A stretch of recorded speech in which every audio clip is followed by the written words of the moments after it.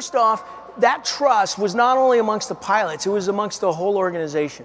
As I was watching that, I was thinking about you as partners, their partner relationship with Cisco, the trust that has to be there.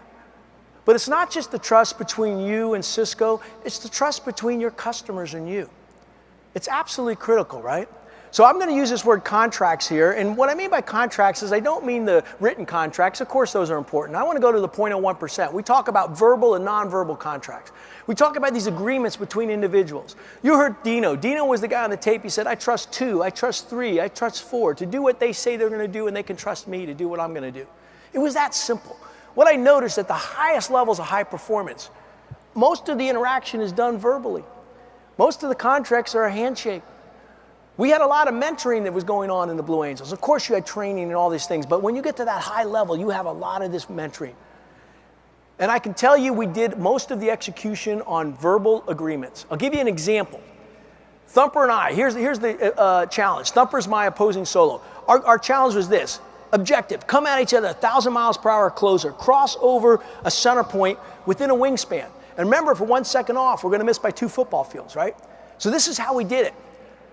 Well, you know, of course we briefed it, but airborne. I'm sitting airborne. This is just 1 maneuver in 30. I know when I need to start the maneuver. I know I have 50 seconds to get my jets over this point. Why? Because I have to coordinate with my other team members. We all know part of the biggest challenge in business is coordination, right? So when I'm ready to go, which experience tells me, I come up on the radio and I ask Thumper one simple question. I say, are you ready to take a mark? You see, what I'm really doing is I can't see him or her, you know that, in virtual. So I'm trying to find out if they're in position to succeed. So we had a contractor where they could say no.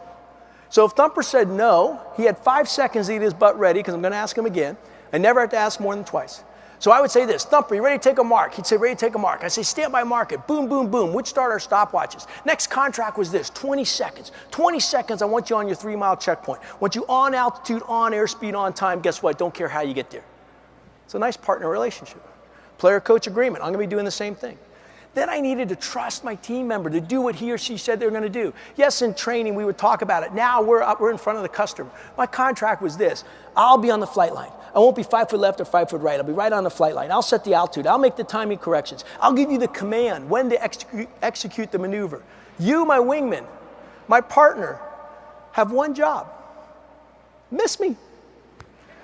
Yeah, biggest game of chicken you ever played, right? But it wasn't a game and it wasn't chicken. Why? We had discipline, focus, and contracts. I remember looking out there sometimes going, man, I hope he corrects. When he goes by so close, you saw my head get thumped from the airflow going over the canopy. I'd go, man, that was close. Meanwhile, you recage your brain. Why? 29 other maneuvers to do in 45 minutes. So think about the contracts you have with your customers.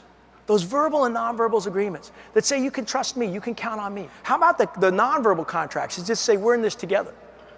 We'll do whatever it takes to make it work. A partner for life. That's a pretty good contract.